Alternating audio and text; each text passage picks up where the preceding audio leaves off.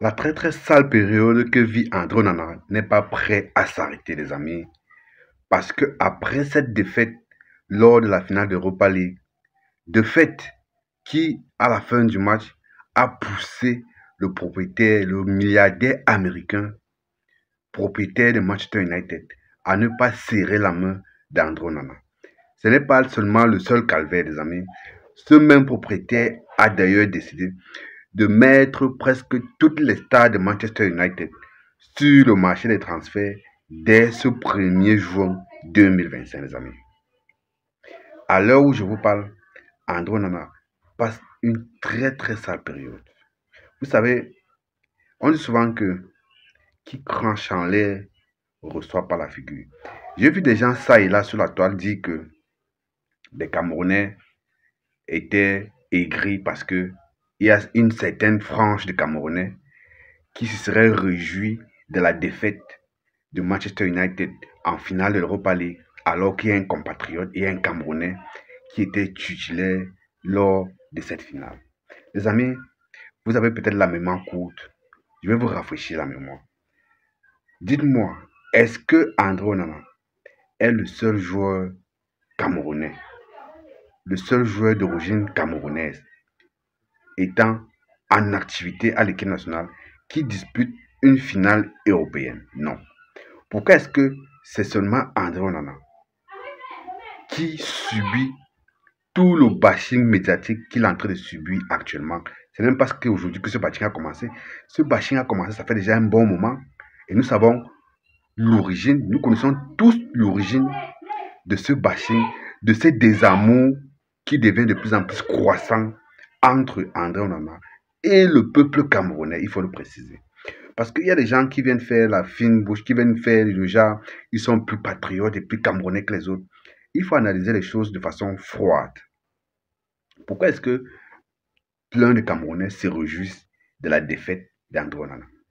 Parce que ces Camerounais ont le sentiment que André Onana est un personnage, est une personne malhonnête, est une personne qui n'est pas reconnaissante. Pourquoi est-ce qu'ils ont ce sentiment?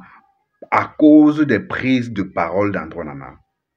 Oui, à cause de ses prises de parole, à cause des prises de parole de son entourage, plus particulièrement de son grand frère Christian Onana, qui croit constamment être en train de protéger son frère, son petit frère, pourtant il est en train de l'enfoncer.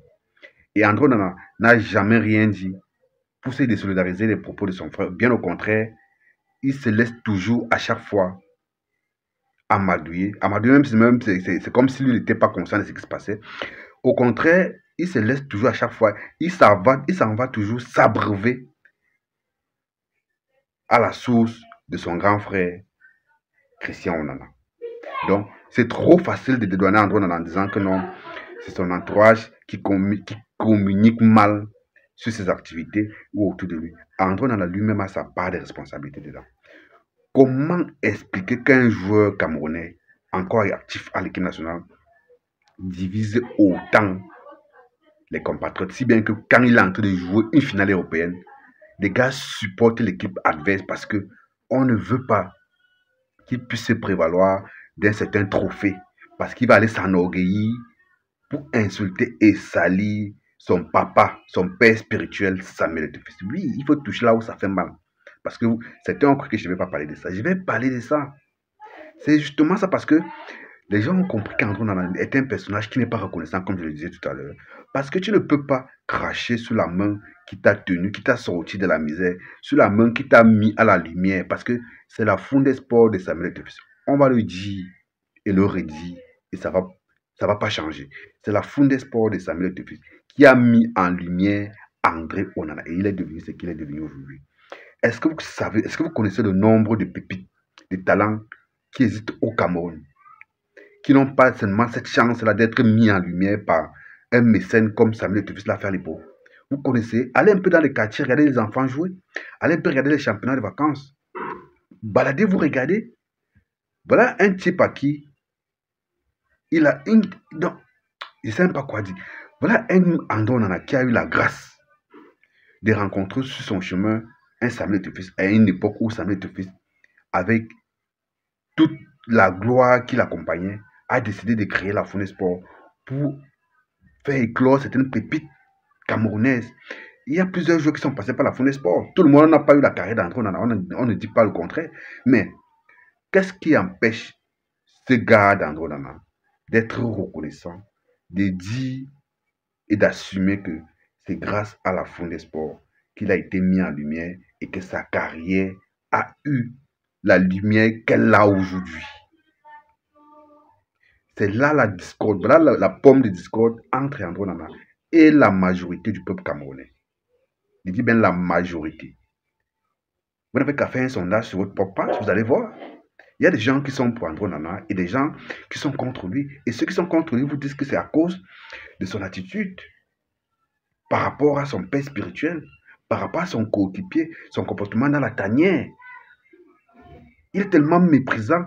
Et ce n'est même plus seulement à l'endroit de Samuel Eto'o qu'il est méprisant, même à l'endroit du staff nommé par Samuel Eto'o. Donc, il a décidé de mener une guerre totale contre tous ceux que Samuel Eto'o a nommés ou contre tous ceux qui travaillent pour Samuel Eto'o.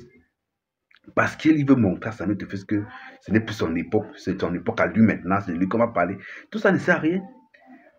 Il faut d'abord s'humilier pour grandir. S'il ne peut pas s'humilier lui-même, comme on dit souvent dans la Bible, comment est-ce qu'il espère recevoir les grâces, les bénédictions?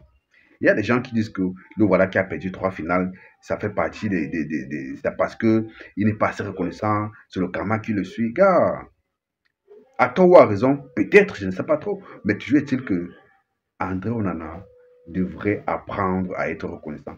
Et ces gens qui sont autour de lui, ses frères, ses consultants, comme je vois Gérard Hélé qui était en finale d'Europa League, un peu, j'ai vu là un post qu'il a fait sur sa page avec une photo à côté et il a fait un commentaire où il se moquait de Serge Tamba en disant que voilà une différence entre quand tu es invité pour une de façon normale et quand tu es invité pour venir manger. Donc, une façon de dire que non, il a été invité par André Onana, il est venu par la grande porte, il a été accueilli en grande pomme pour assister à la finale et tout ça.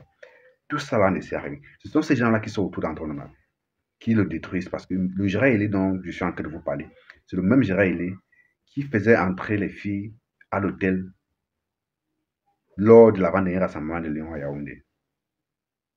Et cette affaire avait fait un boom médiatique. On avait dit que c'était un proche d'André Onana. J'avais fait une vidéo et que j'avais un peu dit le nom à demi-mois à cette époque-là. Mais j'avais également fait une autre vidéo pour préciser qu'effectivement, c'était les Gérard Hélé dont on parlait.